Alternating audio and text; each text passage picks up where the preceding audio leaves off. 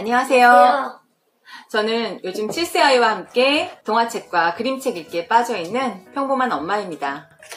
아이에게 동화책을 읽어주시는 분이라면 다들 공감하실 텐데요. 와, 동화책 종류가 이렇게나 많아? 나 때 이런 게 있었으면 나도 공부 정말 잘했겠다. 이런 생각 안 해보셨나요? 저는 해봤는데요. 저희 때는 세계 명작이나 전래동화 내지는 위인전, 그게 다 아니었나요?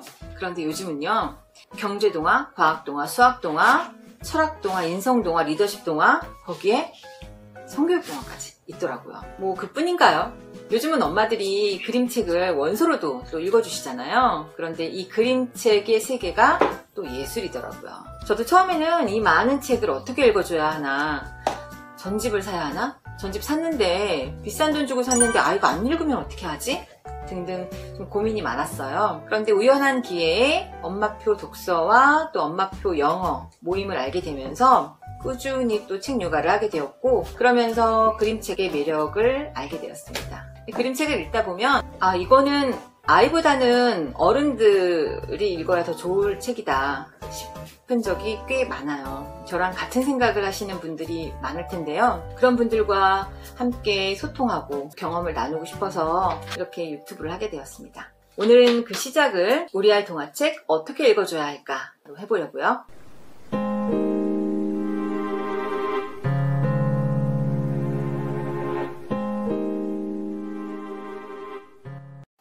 여러분은 아이들에게 책을 언제, 어떻게 읽어주시나요? 요즘 엄마들은 세이펜을 많이 활용하시는데요. 저는 처음에는 무조건 엄마가 직접 읽어주시는 걸 권해드려요. 제가 이렇게까지 말씀을 드리는 이유는 제가 아이랑 같이 책을 읽으면서 크게 얻은 게 있다면 아이와의 교감과 소통이기 때문입니다.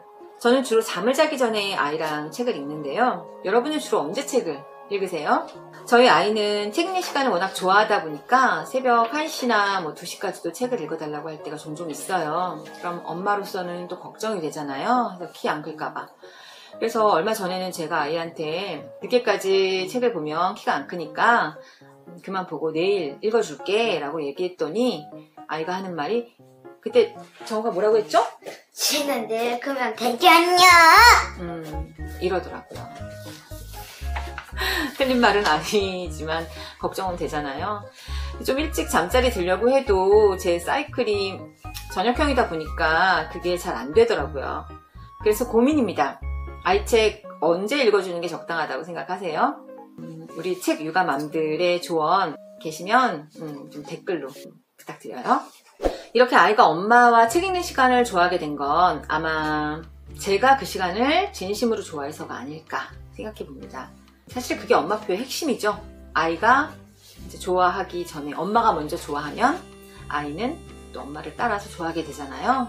그러니 엄마부터 먼저 동화책과 그림책의 매력에 빠져보시는 걸 권해드려요. 또 엄마가 책을 읽어주면 아이와 정말 많은 얘기를 나눌 수가 있어요. 아이와 함께 읽은 책이 이렇게 많아질수록 또 서로 공유하는 경험과 배경 지식도 같이 늘어나는 거잖아요. 그러다 보니까 책 한 권을 읽으면서도 생각의 가지를 뻗어서 다른 책 얘기를 할 수도 있고요. 또 함께 본 영상 이야기도 할 수 있고요. 그러다 보면은 정말 시간 가는 줄 모르고 아이랑 책을 읽게 됩니다. 그런데 이때 주의해야 할 점이 엄마가 아이를 시험해보는 질문은 하지 말라는 거예요. 책을 읽어주다 보면 엄마들은 우리 애가 그냥 듣고만 있는 건지 어디까지 이해하고 있는 건지 궁금할 때가 있잖아요.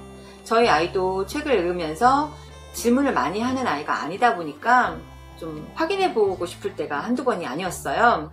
그래서 어려운 단어가 나오면 그 뜻을 물어보기도 하고 또 내용 파악을 하고 있는지 확인해보기도 했는데요. 저는 이게 득보다는 실이 더 많더라고요. 일단 아이가 엄마 질문에 답을 하지 못할 경우에 스스로 위축되는 모습을 보이기도 하고요. 그런 부정적인 경험들이 이제 쌓이다 보면 아이가 엄마랑 책 읽는 시간을 싫어하게 될 것 같더라고요. 그래서 요즘은 그냥 제가 먼저 이야기를 합니다. 이건 이런 뜻이래 라고 얘기해주고 가볍게 넘어가거나, 아니면 읽다 보면은 엄마도 헷갈릴 때가 있잖아요. 그럴 때는 이거는 엄마도 잘 모르겠는데 우리 같이 검색해볼까 하면서 같이 검색을 해봅니다. 중요한 건 아이가 어려운 단어의 뜻을 얼마나 정확하게 알고 있느냐가 아니라 이야기의 긴 호흡을 놓치지 않고 얼마나 잘 따라오느냐에 있다고 보는 거죠. 그러다 보면 자연스럽게 앞뒤 맥락을 통해서 생소한 단어의 뜻도 추리할 수 있는 그런 능력이 생길 거고요. 영어 원서를 읽어줄 때도 전문가들은 한글로 따로 번역을 해주지 말라고 하잖아요. 결국 같은 이유인 거죠. 모호하고 막막함을 견뎌내고 끝까지 그 이야기의 흐름을 놓치지 않는 것. 저는 그게 독서에서 가장 필요한 능력인 것 같아요. 저는 왜 이걸 이제야 깨달았을까요? 진작에 알았으면 독서를 많이 했을까요?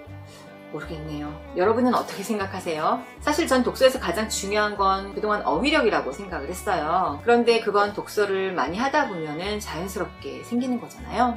독서에서 가장 필요한 능력이나 태도에는 무엇이 있을지 여러분의 생각을 듣고 싶어요. 댓글로 공유 부탁드려요. 그리고 저는 엄마가 꼭 독서일기를 써보시길 권해드립니다. 사실 저도 독서일기를 쓴 지 얼마 되지 않았는데요. 왜 진작에 쓰지 않았나 싶을 정도로 장점이 많아요. 세세하게 모든 걸 다 기록하실 필요는 없지만 이야기의 어떤 장면에서 아이가 어떻게 반응하는지에 대해서 기록을 해놓으면 내 아이를 이해하는데 더 도움이 되더라고요. 그리고 글을 쓰다 보면 엄마의 생각이 정리가 되기도 하고요. 뜻밖의 깨달음을 얻기도 합니다. 그리고 되도록 온라인 모임을 통해서 그 독서일기를 공유하는 걸 더 권해드립니다. 서로 정보가 되기도 하고요. 자극이 되기도 하고 책 육아라는 긴 마라톤에서 끝까지 완주할 수 있게 해주는 페이스메이커가 되어줄 거예요. 저도 앞으로 여러분과 엄마표 독서를 하면서 서로 페이스메이커가 되었으면 합니다. 잘 부탁드려요. 지금까지 함께 달려주셔서 감사합니다. 오늘도 즐거운 책 육아 하세요. 안녕하세요. 저희 집 책장을 좀 소개해볼까 합니다. 7세 남자아이의 흔한 책장의 모습인데요. 여기 맨 앞에는 지금 ORT가 있어요. 지금 ORT 읽은 지 지금 몇 개월 됐는데 어때요, ORT? 재밌어요. 우리 정우 엄마랑 엄마표 독서, 엄마표 영어 하는 거 재미있어요? 네. 엄마랑 늦게까지 책 읽는 것도 재미있나요? 네. 네, 앞으로 엄마 많이 도와줘요. 네. 바이바이. 감사합니다.